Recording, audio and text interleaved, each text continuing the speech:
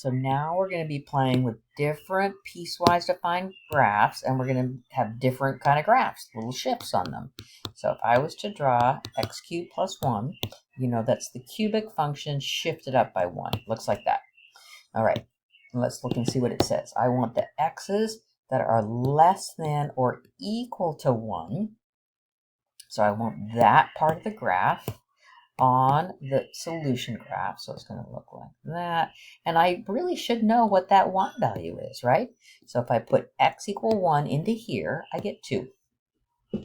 All right, so that's the part of the graph. Then the other is going to be this one. So y equals -2 minus x to the 2/3. I'm just going to rewrite this as negative x to the 2/3 minus 2. Because this helps me. X to the 2/3, I know, looks like this, right? That's x to the 2/3. If I'm going to take the negative of it, that flips it over the x-axis, right? So that would be like that. And then if I take -2, that shifts it down by 2. So I'm just thinking in steps. You don't have to draw all this, right? So it looks like that, where that would be -2. Okay. What part of that graph do I want? I want the x's, whoops, I'm trying to get a different color. I'm trying to get the x's that are bigger than 1. So x's that are bigger than 1, open circle down like that.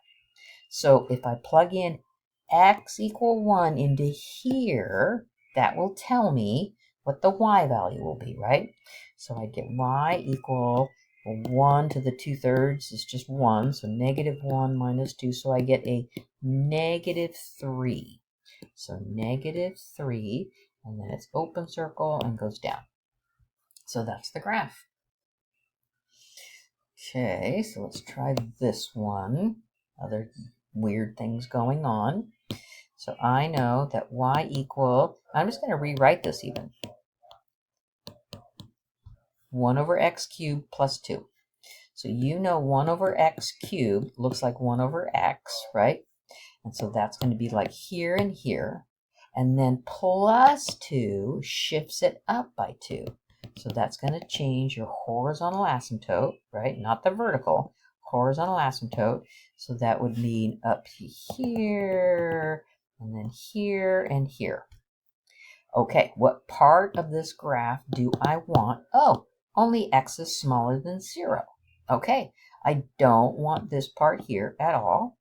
So this is the graph, right? X is less than 0 is going to be just this part right here. Okay, so then let's look at this other one. So I want y equal e to the -x minus 1. So e to the -x is a mirror image of e to the x across the y-axis, so it looks like that. And then -1, that's going to shift it down by 1, right? So that will mean it crosses at the origin, but it has a horizontal asymptote at -1. What part of that graph do I want when x's are bigger than or equal to 0? So here and down here, right? So filled in dot and down like that. And it has a horizontal asymptote at -1. That's kind of a big deal, right? So it has a horizontal asymptote up here, and it has a horizontal asymptote down here. Very different graph.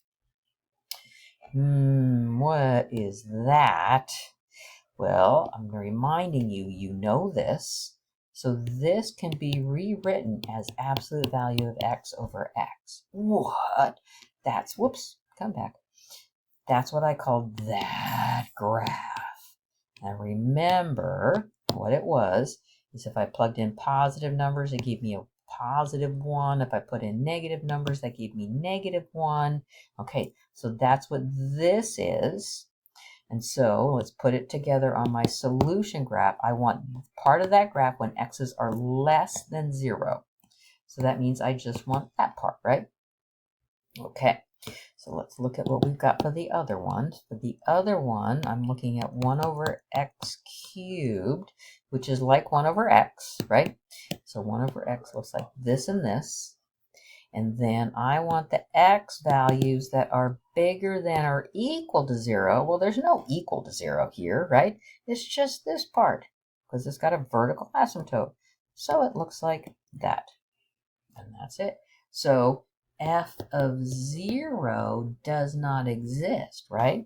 Even though it says equal to 0, there's nothing there. So there's no y value for that x value. Ooh, let's look at this last one here. So I know that this looks like y equal x over absolute value of x, right? So let's do it. Y equal x minus 1 over the absolute value of x minus 1. So that's that graph, only I'll call it the bad number will be x equal 1. So the bad number is x equal 1. So let's just try some numbers. So what happens if I plug in 2? Plug in 2 into here. So I get 2 minus 1 over the absolute value of 2 minus 1, 1 over absolute value of 1, that's 1. Whoops. So when I plug in x equal 2, I get the y value of 1, right? Should I try another one? Why not? Okay, so if I try x equal, let's just try 3. If I put in x equal 3 into here, so I get 3 minus 1 over the absolute value of 3 minus 1, 2 over absolute value of 2. That's 1.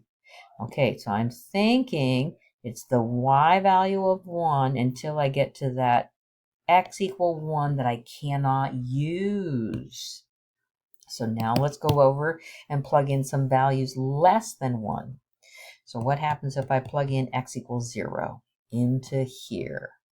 So I get y equals 0 minus 1 over the absolute value of 0 minus 1, negative 1 over the absolute value of negative 1, negative 1 over 1, negative 1. Oh, so when x is 0, it's down here. So that means the y values are here. Okay, so this says use that graph, right? That graph. Then it says when x equal 1, use y equal 3. All right, so I'm going to have this flying dot.